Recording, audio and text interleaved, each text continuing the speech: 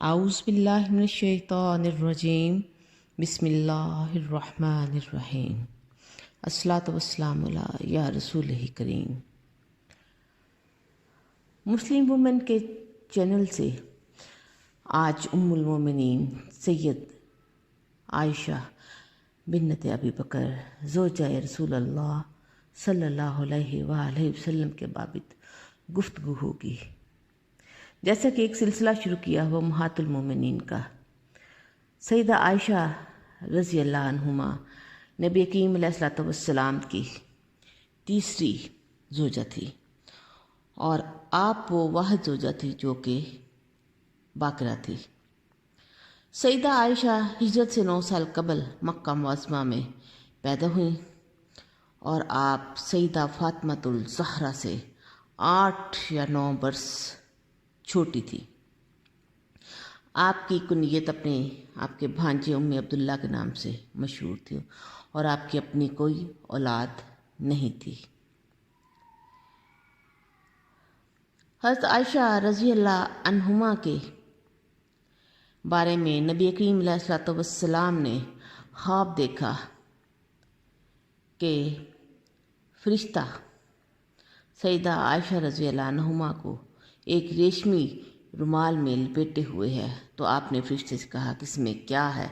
جب اس نے دکھایا تو وہ حضرت عائشہ کی تصویر تھی۔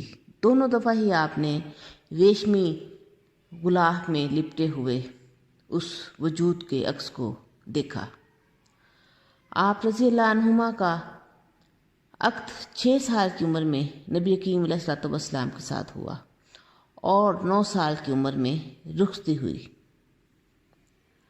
جس سے یہ ظاہر ہوتا ہے کہ چھوٹی بچی کا نکاح جائز ہے، اور منکوحہ بچی کی رخصتی بلوغت کے زمانہ میں ہی کی جائے۔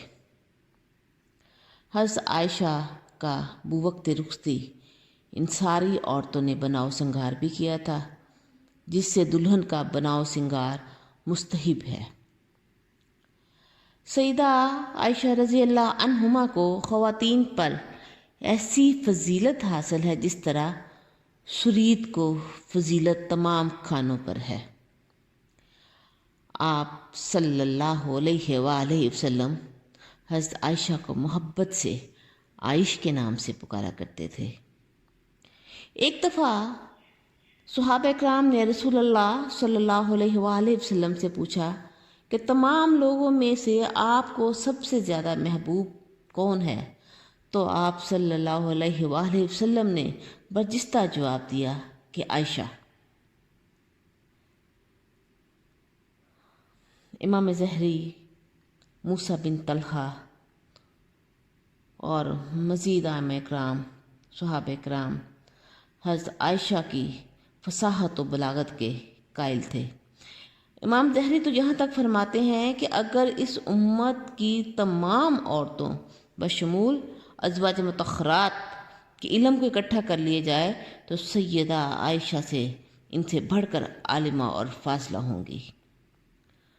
حضرت عائشہ ایسی عظیم الشان خاتون کہ جن کی برات میں اللہ نے قرآن میں آیات نازل فرمائی، اللہ تبارک و تعالیٰ ان کے درجات بلند فرمائے۔ وآخر دعوانا ان الحمد للہ رب العالمین۔